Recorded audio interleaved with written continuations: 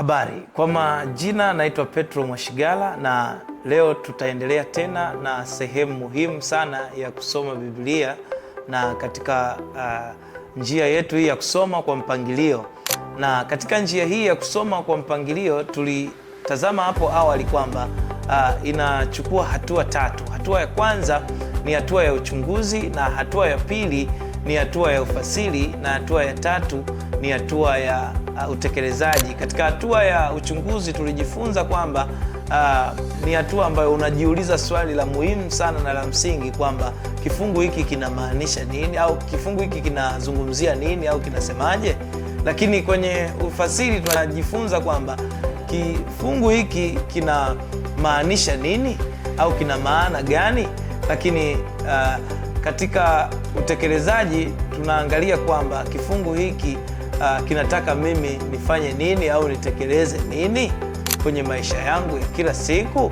Kwa hiyo ni jambo la msingi. So kwa siku ya leo tutajifunza kuhusu hatua ya kwanza ya uchunguzi. Hatua ya uchunguzi wa maandiko au kifungu cha maandiko ni hatua muhimu sana katika usomaji wa neno la Mungu.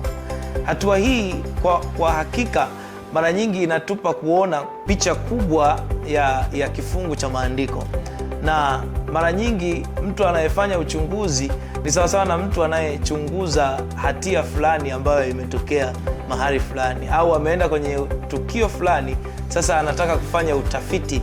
Kwa hiyo mchunguzi ni kama mtafiti, na mara nyingi hata maswali ambayo tunajiuliza hapo yatakuwa ni maswali ya kiutafiti zaidi. Kwa hiyo katika hatua hii ya uchunguzi kuna mambo ya msingi ambayo unapaswa kuyazingatia. Jambo la kwanza ni kusoma kwa kuomba. Ni kuomba. Lazima uombe. Kama unataka kusoma neno la Mungu ili upate kulielewa, ni vema uombe. Uombe nini? Kwanza uombe Mungu akupe ufunuo wa kile unachoenda kukisoma. Lakini pia hata unapokusoma, hakikisha unaendelea kumwomba Mungu akusaidie uweze kuelewa kile unachokisoma. Jambo lingine ni kusoma kwa kurudia. Kwa kweli kila kitu ukitaka kukielewa ni vema usome mara 2, mara 3, hata mara 4 unaweza kusoma. Kuna wengine wanaweza kusoma mpaka mara 10, inawezekana, lakini lengo lako ni kutaka kujua picha kubwa, lakini pia kujua kile kinachozungumziwa katika upana wake au ukubwa. Lakini jambo la pili ambalo ni la muhimu katika jambo la tatu ambalo ni la muhimu katika kuzingatia unapotumia njia hii ya uchunguzi au unaposoma kwa uchunguzi ni kuangalia kusoma kwa makini, au kuangalia maneno kwa makini, au kusoma kwa makini. Njia hii ni njia muhimu sana, au hii sehemu ya kusoma kwa makini ni muhimu sana, kwa sababu lengo letu kubwa sio kukimbia, na lengo letu kubwa sio kuacha maneno fulani au maana fulani.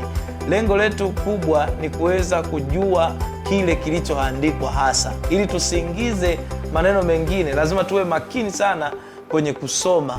Kwa hiyo hii inatupa utulivu wa kukisoma kifungu, kujua jinsi ambavyo sentensi zimepangiliwa, kujua jinsi sentensi ambavyo zinasomeka, kuangalia mambo mbalimbali ambayo yameandikwa katika kifungu hicho kulingana na mfano matumizi ya lugha au vitu fulani ambavyo vitakusaidia. Kwa hiyo unaposoma kwa makini pia unagundua jinsi mwandishi